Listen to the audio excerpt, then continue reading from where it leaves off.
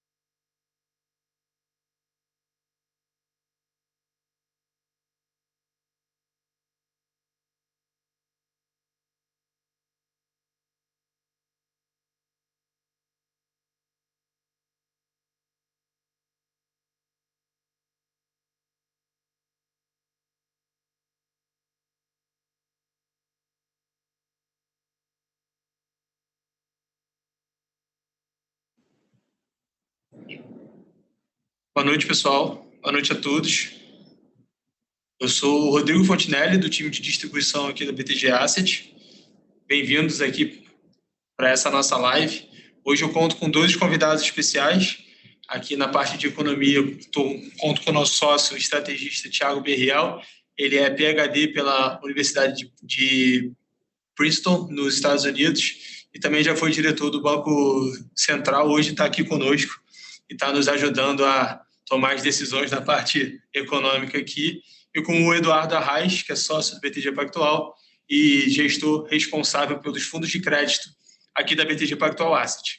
Bom, pessoal, para a gente começar aqui o nosso bate-papo, queria convidar todos para fazer perguntas no chat, tá? No chat não, mentira, no quadrinho de perguntas e respostas que tem aqui nessa nossa conversa, nessa nossa live. Ao final eu vou endereçar as perguntas aos nossos convidados. Por favor, fiquem à vontade para perguntar o que vocês quiserem. A gente vai abordar temas aqui, tanto na parte econômica quanto na parte de fundos de crédito. E, por favor, sintam-se à vontade a mandar perguntas. A gente vai fazer aqui o nosso bate-papo em mais ou menos uns 40 minutos. E depois a gente deixa aí 20 minutinhos para vocês tirarem as dúvidas que vocês tenham. Bom, Thiago, acho que se você puder começar dando um panorama geral de como é que a gente está vendo o mercado atualmente, na parte macroeconômica, acho que principalmente na parte de juros e de inflação também. Acho que a gente pode começar por aqui, depois a gente faz um bate-papo com o Arraes aqui para falar também de crédito. Maravilha. Vou dar um brief, um overview aqui rapidinho sobre como a gente está vendo a inflação, como a gente chegou até aqui e quais são as perspectivas para o futuro. Eu acho que assim, no início do ano a gente viu um movimento bastante, uma série de coisas acontecendo ao mesmo tempo. Acho que a gente teve o cenário global onde ficou claro que o processo de reabertura e de estímulo de política econômica nas economias mais desenvolvidas, principalmente nos Estados Unidos, era uma coisa realmente muito forte. Teve muito estímulo fiscal, acabou essa incerteza da recuperação e diminuiu muito a incerteza na recuperação da atividade pós-pandemia com o processo de vacinação, e isso levou a um reajuste de preço de commodities. Então, quando a gente olha o preço de commodities, ele realmente teve um aumento muito significativo nos primeiros meses do ano. Isso pegou a economia brasileira num ponto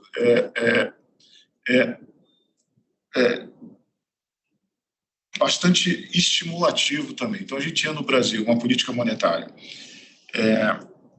bem estimulativa, né, no nível de juro nominal baixo, completamente sem precedente no Brasil. A gente tinha tido todo o ajuste fiscal, a expansão fiscal, os programas de transferência de recursos durante o ano de 2020, e essa combinação fez com que esse choque, esse aumento de preços de commodities de minério de ferro, petróleo e alimentos também, teve um aumento de preço muito grande. Nesse contexto muito estimulativo de política no Brasil, ele veio com um câmbio ainda bastante depreciado. Então, a gente viu o câmbio rodando a 5,80 em alguns momentos no primeiro trimestre do ano, o que para essa evolução do cenário global, um nível bastante alto. Isso gerou pressões inflacionárias relevantes no Brasil. Então, a gente viu essa inflação acelerar bastante. Então, a gente está rodando hoje com um headline de inflação em torno de acima de 8%. Provavelmente, em julho, a inflação de 12 meses, né? A inflação do último ano está em torno de 8% agora, provavelmente em julho vai chegar perto de 9%, provavelmente passar, uma chance boa de passar 9%. E é uma evolução da inflação muito forte.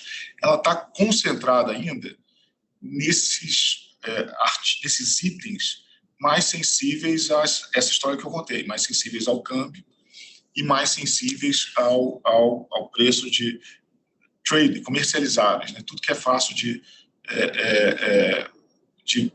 botar num navio e vender.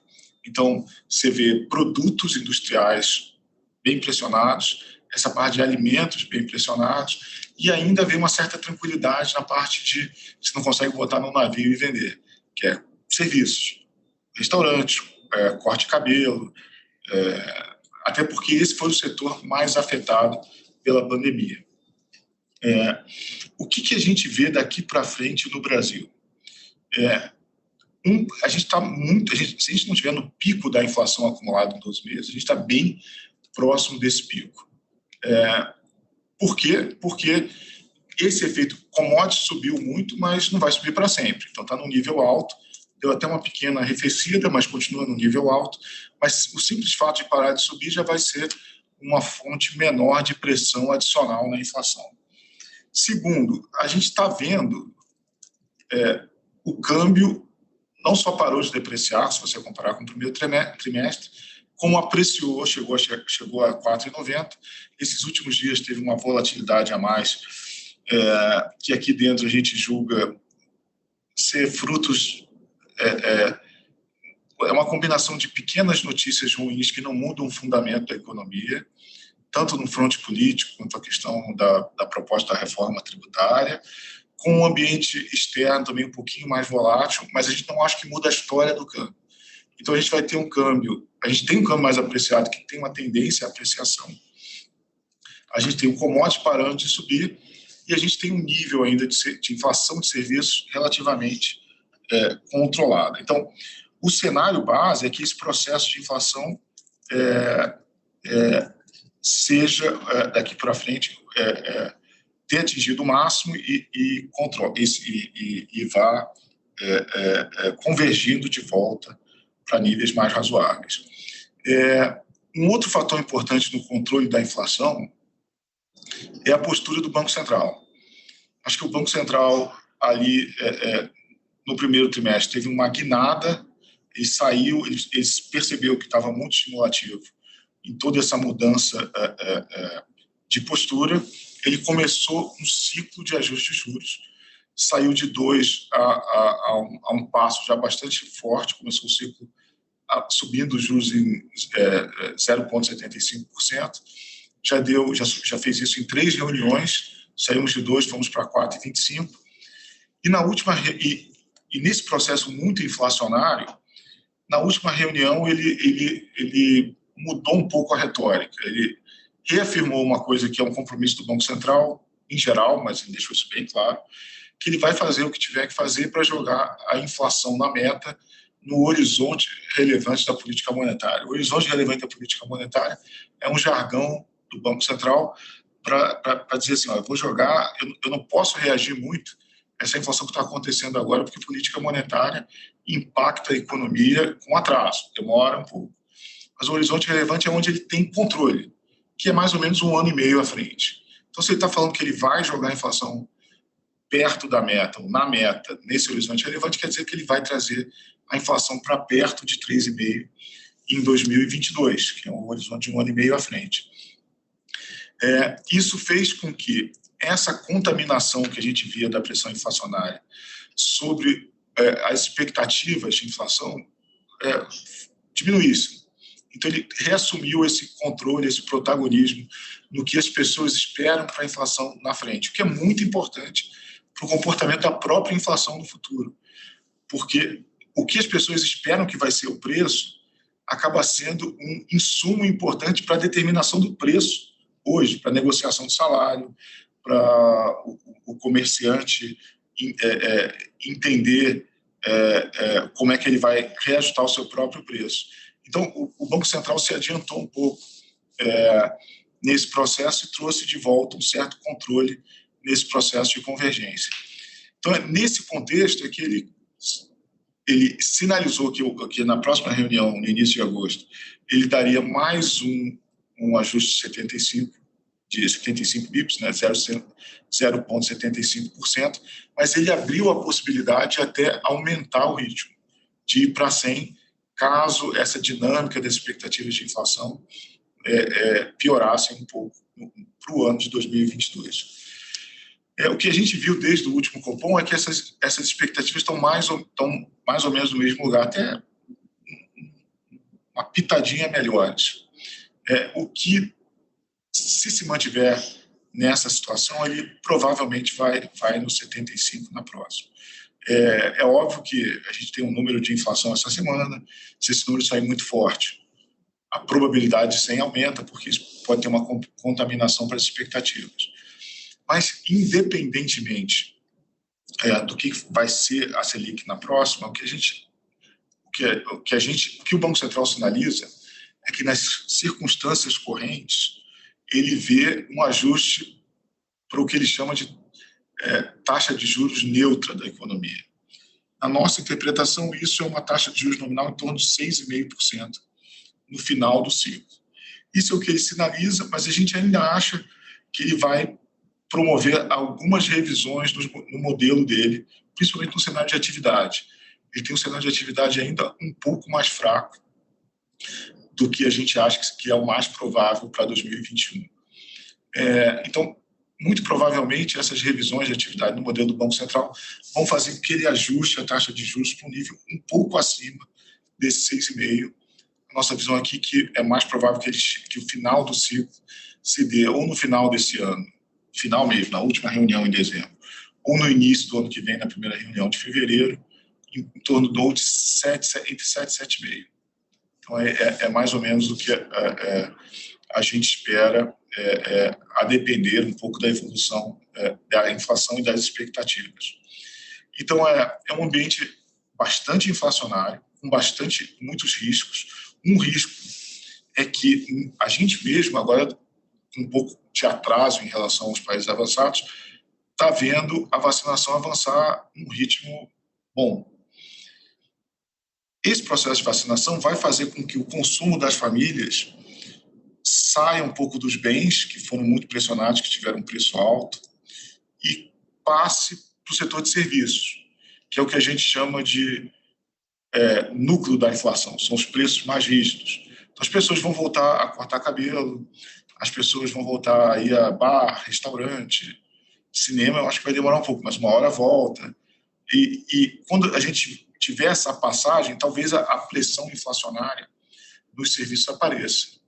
Porque a gente sabe que muitos bares fecharam, muitos restaurantes fecharam, barbearias fecharam, e talvez a volta da demanda se dê muito mais rápido do que a reorganização desse setor.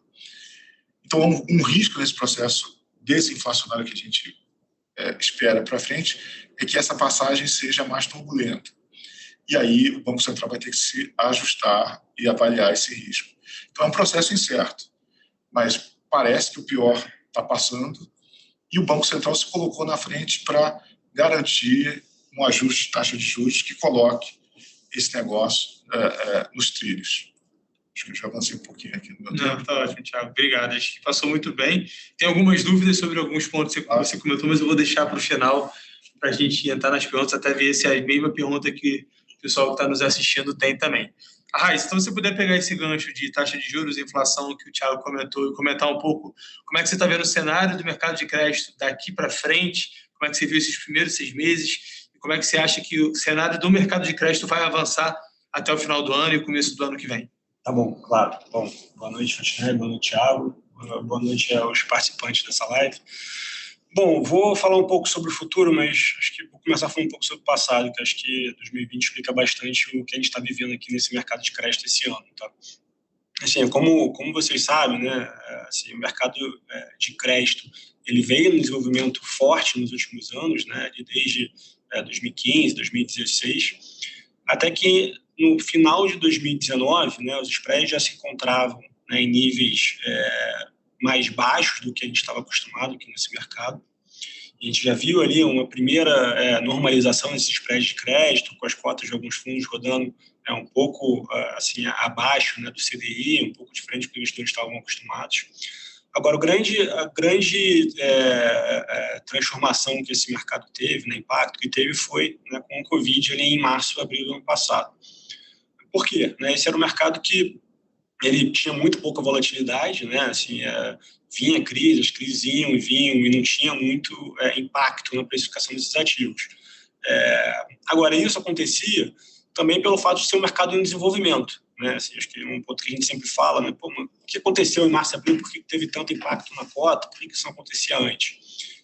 No passado, não existia, por exemplo, uma precificação diária desses ativos. Não tinha. Hoje em dia, boa parte das debêntures são precificadas pela Anbima, né? Então, todo dia a Anbima vai e divulga o preço correto daquelas operações, né? E são de acordo com o que teve de negócios, né, durante aquele dia. Então, assim, transparência, né? Claro que é muito importante no mercado, em qualquer mercado, o mercado de crédito não é diferente. Esse mercado de fundos de crédito está se tornando cada vez mais transparente. Mas, por outro lado, também, quando o mercado está passando por um momento um pouco mais difícil, a transparência deixa isso mais claro, né? Então, quando a gente viu ali em março e abril, esse mercado foi impactado por duas coisas, na verdade. O fato de realmente as operações de crédito ficaram mais arriscadas. Depois até vou voltar a esse ponto aqui, porque enfim, acho que nem foi o principal ponto, mas algum impacto com certeza teve. E o segundo impacto, que na minha visão é mais importante, foi a questão técnica, né? A questão de fluxo de investimentos. O mercado de crédito no Brasil ainda é muito focado em operações indexadas ao CDI, e com o CDI tendo toda essa queda que a gente observou nos últimos 1 ano e meio, né, chegando ali a 2%, a gente viu um fluxo de investimento saindo desse mercado de debêntures, e esse fluxo, né, de resgate, de saída de recursos, foi o principal assim, causador do impacto, né, desse aumento de spread de crédito que a gente observou no mercado ao longo de 2020. Agora, acho que foi um grande aprendizado para esse mercado, né? Acho que tem diversos pontos positivos que a gente saiu desse momento. Foi um momento, como eu falei, de ciclo muito difícil, né, para o mercado como um todo, mas os mercados funcionaram bem, a gente teve liquidez necessária, né, para pagar todos os resgates para os investidores que precisavam naquele momento. E foi um grande teste de estresse e mostrar que a indústria é uma indústria que está crescendo, mas que a indústria que a gente já pode dizer que é uma indústria que está madura, né? Agora, obviamente, também tiveram várias melhorias, né, desenvolvimentos, né? Assim, a gente viu o Banco Central criando todo esse arcabouço jurídico, né, para entrar nesse mercado quando necessário para dar liquidez. A gente observou novos participantes do mercado, né, então tesourarias, por exemplo, e até fundos de investimento multimercado, que no passado não investiam no mercado de crédito, viram oportunidade e passaram a investir, né? Por que isso é importante, né? Isso é importante porque até esse momento era como se fosse um mercado que está todo mundo na mesma ponta, né? Quando o mercado está bom, todo mundo comprando, o mercado está bom, todo mundo vendendo. Agora não, agora a gente tem participantes que eles entram quando tem oportunidade, né? Quando os spreads ficam muito altos, quando realmente tem algum barulho assim, no mercado, esses participantes entram e eles tendem a impedir com uma volatilidade ainda maior nesse mercado aqui para frente. Então, isso com certeza foi uma mudança muito positiva. E aí, voltando ao ponto também da parte de risco das empresas, até porque essa é uma pergunta que muita gente faz para mim, né? Pô, mas como é que as empresas passaram na crise, ainda tem problema, a empresa vai quebrar, a inadimplência subiu? Acho que um ponto importante para deixar claro é que o mercado de debêntures no Brasil ele é muito focado nas grandes empresas, nas maiores empresas dos seus setores, as empresas que têm acesso ao mercado bancário, as empresas que têm acesso ao mercado de capitais para fazer um IPO ou fazer uma nova emissão de ações, empresas que têm capital de giro, né, passar por um momento assim, um pouco mais complicado. Então, assim, sim, a crise Covid impactou muito as empresas pequenas e médias, mas isso não impacta as empresas que são as grandes emissoras de debêntures, tá? A gente até falar de setores também, assim, os setores mais impactados, a gente pode falar de companhias aéreas, não tem debênture no mercado, agências de turismo, tem uma debênture no mercado só, setor de varejo de loja física, também pouquíssimas emissões. Então, mesmo os setores mais impactados não são os grandes emissores de debêntures, né? Os grandes emissores de debêntures são setores, por exemplo, de infraestrutura, de energia, saneamento, esses que são os principais emissores aqui no país. E até quando a gente olha, por exemplo, os downgrades, né, assim, as reduções de ratings, né, que as empresas tiveram, 2020, sim, teve mais redução de rating, né, assim, o risco aumentou, né, assim, na média. Mas se você comparar, por exemplo, com 2015, 2016, lá teve muito mais redução de rating que em 2020, né? Então, e lá a gente não viu, né, uma volatilidade tão grande nos preços. Por isso, esse é o meu ponto, que foi realmente um movimento mais técnico, né, mais de redução da Selic que gerou essa fuga dos investidores para essa classe de ativos.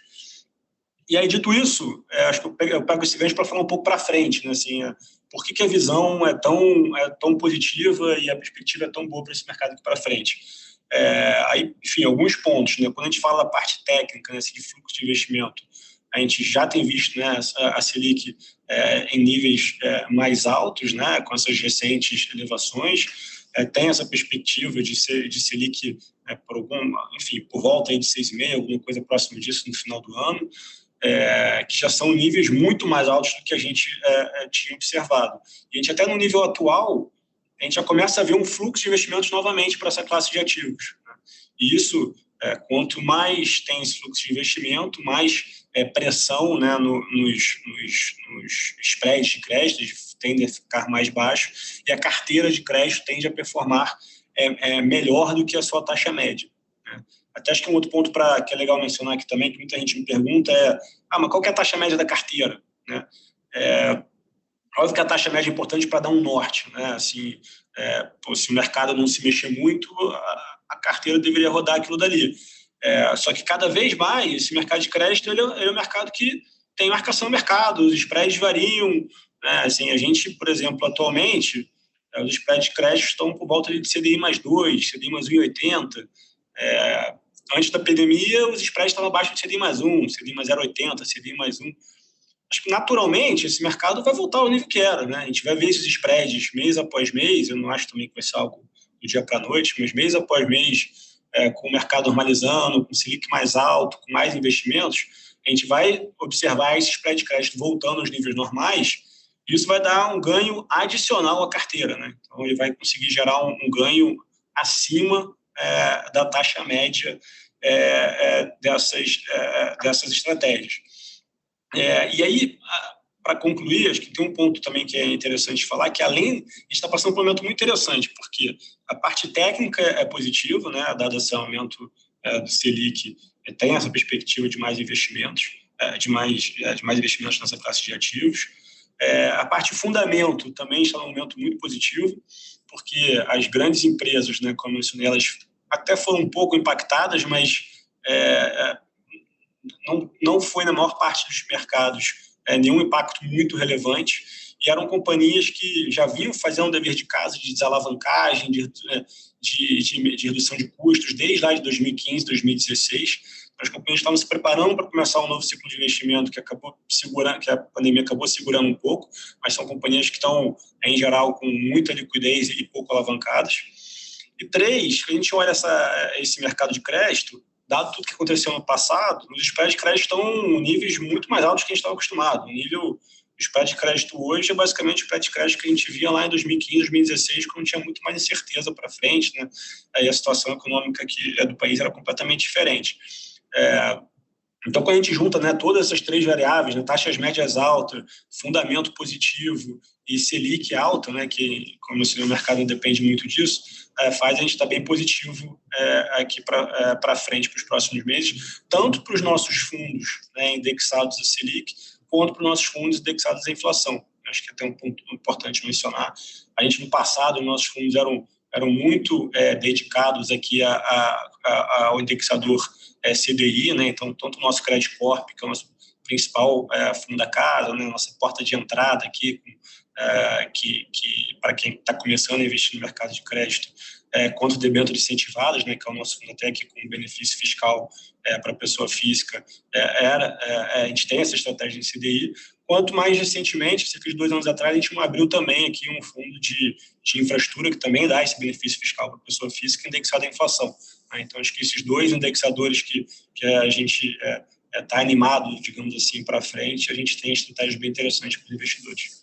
Obrigado, Raíssa. Então, só para complementar um pouco do que você falou também, até para trazer um pouco mais de informação para o pessoal sobre a nossa grade de produtos, a gente está falando aqui de 3 fundos, né, Raíssa? Está falando do crédito corporativo, então que tem mais uma carteira voltada para papéis que são CDI+, ou percentual do CDI, que são mais CDI+. A gente tem 2 fundos de debêntures incentivadas, que é o debêntures incentivadas inflação, esse que não tem hedge, não é vinculado ao CDI, é puramente esses papéis indexados à inflação, então são protegidos, e o outro que é o debêntures incentivadas FIC Infra, esse sim tem esse hedge, e aí no caso, esse fundo de debêntures, ele é vinculado ao CDI. É mais ou menos isso? Ou isso.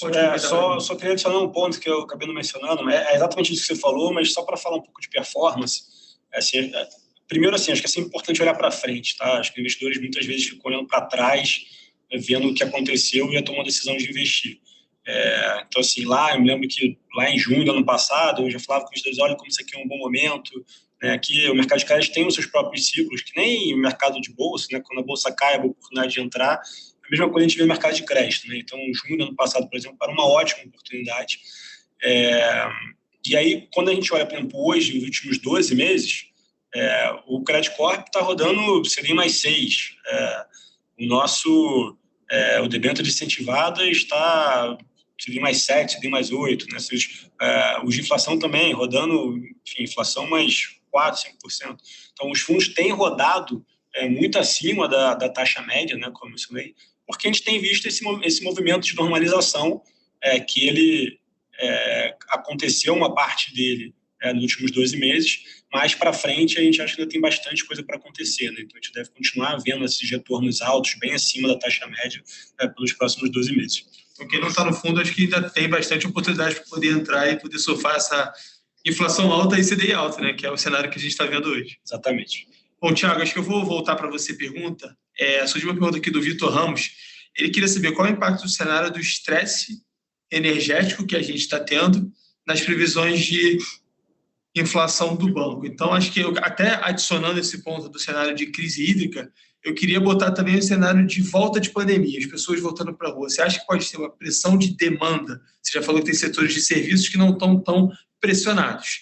Em compensação, o setor de commodities está, e é isso que está pressionando a inflação para cima. Crise hídrica mais volta de vacinação pode fazer com que esse patamar aí que a gente está vendo nos últimos 12 meses de 8% se mantenha, ou a gente não vê tanto estresse assim numa janela dos próximos 6 meses? Então, vamos lá. Crise hídrica é um cenário de... Qual é o nosso cenário de crise hídrica? É um cenário de que eventualmente vai chover. Então, assim, não é que a gente vai ter um processo disruptivo de racionamento ou alguma coisa próxima a racionamento, tá? Então, assim, falando do cenário normal, o cenário que a gente vai chegar em novembro com os níveis de reservatório muito baixos, o que a gente considera é que vai haver uma bandeira vermelha 2, essa 2 aditivada com um valor maior, em dezembro. Então, isso vai gerar, isso já está na nossa conta, tá? Quando a gente fala numa inflação fechada para o ano perto de 6,5%, 6,5%, a gente já leva em consideração essa bandeira vermelha no cenário base. Então, qual o problema para a política monetária dessa situação de bandeira vermelha? Em geral, você só deveria se preocupar com o que a gente chama de efeitos secundários dessa inflação mais alta.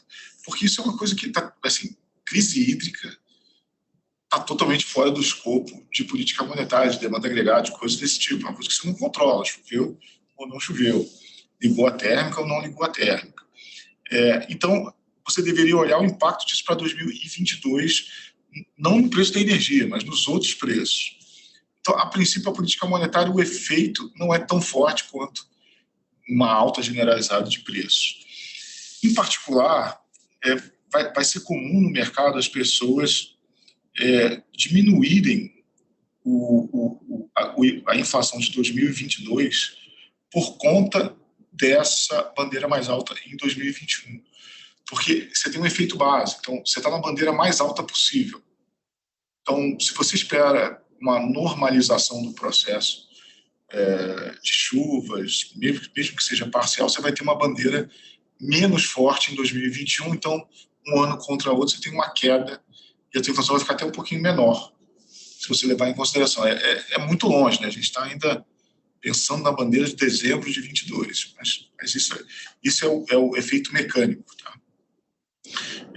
Mas além disso tem um efeito que a política monetária deveria considerar, que são os efeitos sobre a inércia, sobre altas generalizadas. Agora tem um cenário alternativo que a gente ainda não coloca uma grande probabilidade, é que não chova mesmo no período de chuvas que está vindo.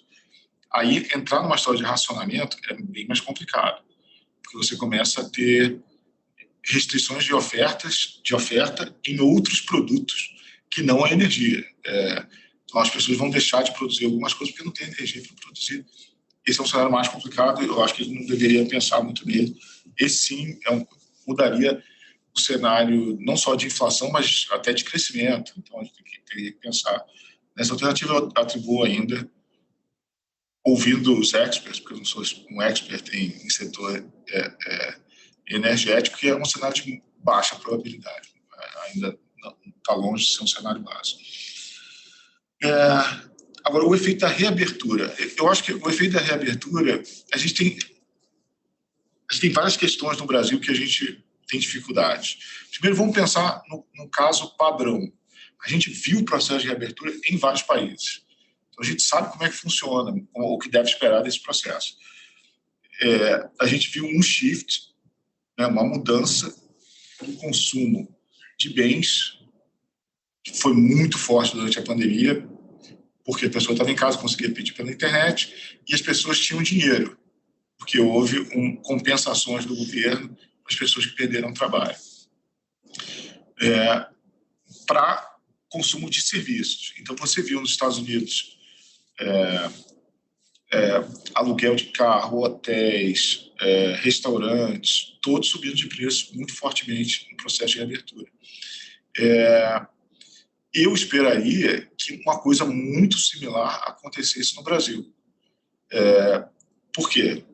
Porque a gente está vendo um processo de reabertura, porque o setor de serviços foi muito afetado e teve alguma disrupção de oferta. É só ver a quantidade de restaurantes que fecharam, a quantidade de bares que fecharam e outros serviços também. Então, você corre o risco de ter efeitos maiores nesse processo de reabertura sobre esse setor. E esse setor é um setor que, em geral, ele é mais inercial que os outros. Quando você tem inflação em setor de serviços, setores com muita mão de obra, ele, em geral, tende, quando você roda análises estatísticas nessa inflação, ela é mais inercial, ela vai demorar mais a ser arrefecida. Então, em geral, esse se a inflação for mais alta do que o esperado nesse setor, ou muito mais alta, um banqueiro central tende a ser mais conservador e a atuar mais firmemente. Então, isso poderia levar a um juros um pouco mais alto. Só que a gente tem que...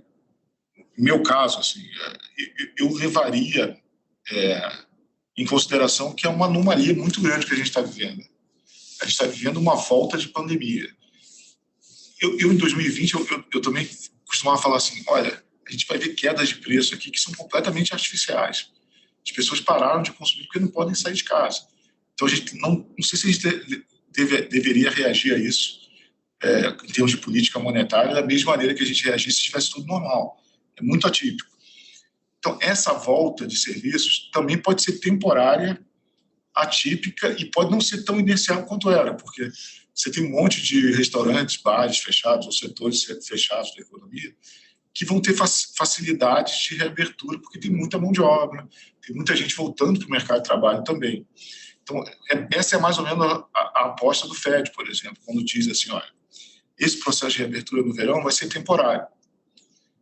Tem inflação de serviços? Tem bastante. A gente está desesperado com isso? Não, a gente vai esperar para ver. Então, uma postura semelhante aqui é possível, mas, de novo, é um jogo de controlar as expectativas lá na frente. E o Banco Central tem que estar nesse jogo sempre um passo à frente. Eu acho que esse é um bom ponto para a gente monitorar e é um risco para a inflação para cima. Sim. Beleza.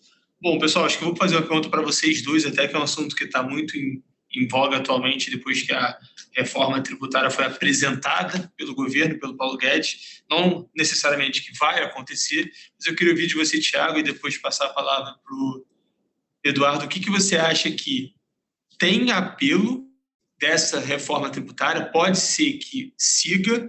O que você acha que ainda está muito incipiente e ainda vai ter muita discussão se vai passar ou não? De que maneira isso pode afetar os investimentos? Então, de tudo que você viu aí, o que você destacaria como ponto positivo e como ponto de atenção? Olha, posso começar? Eu acho que do jeito que foi apresentada, foi uma reforma ruim.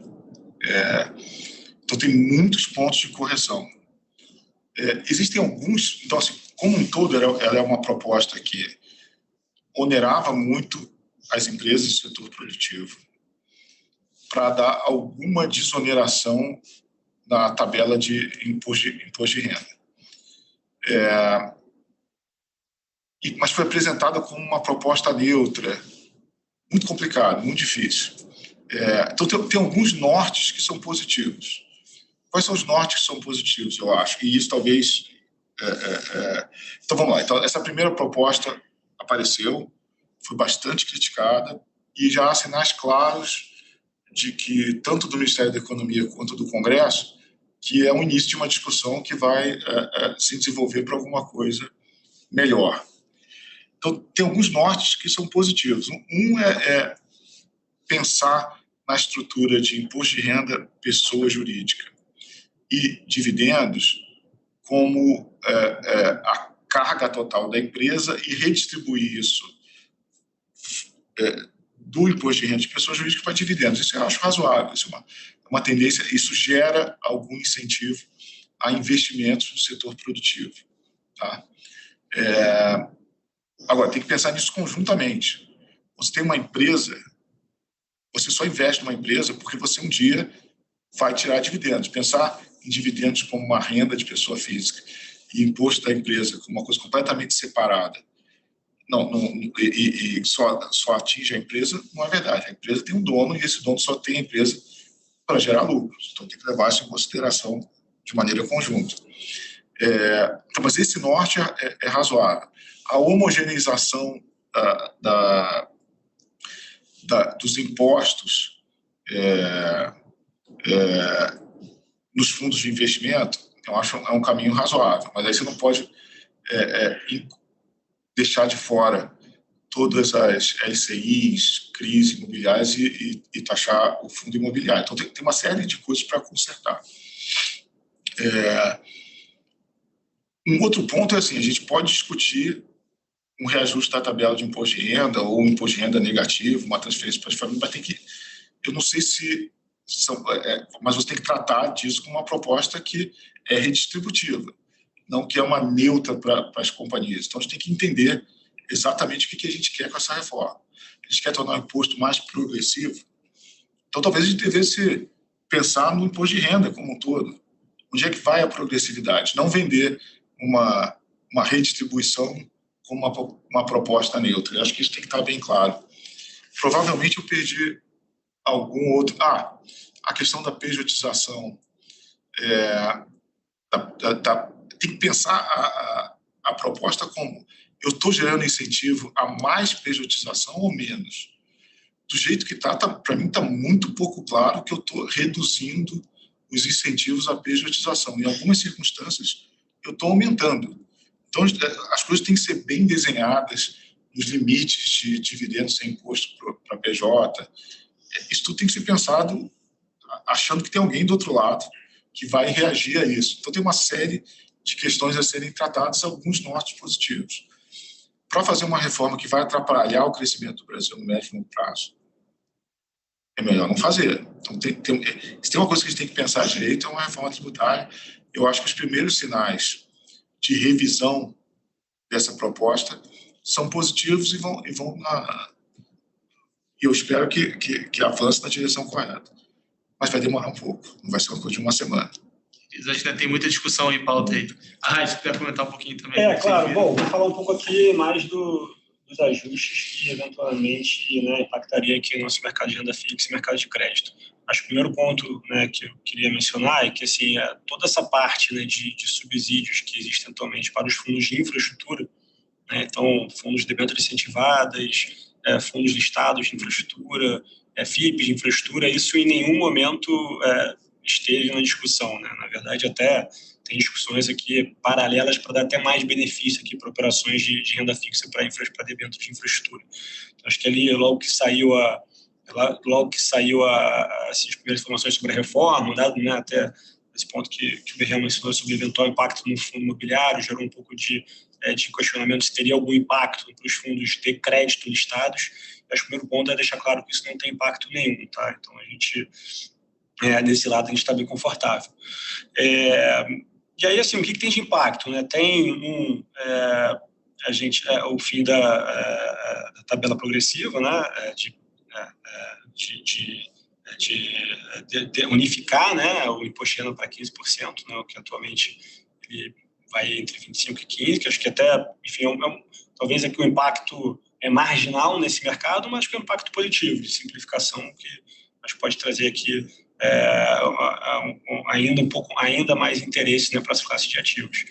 E aqui um ponto que é importante a gente ficar aqui no radar é como que vai funcionar a parte de taxação de dividendos. E não pelo fato de perder algum benefício fiscal, mas pelo fato de, muitas vezes, a empresa que emite uma debênture, ela conta com dividendos para pagar aquela dívida.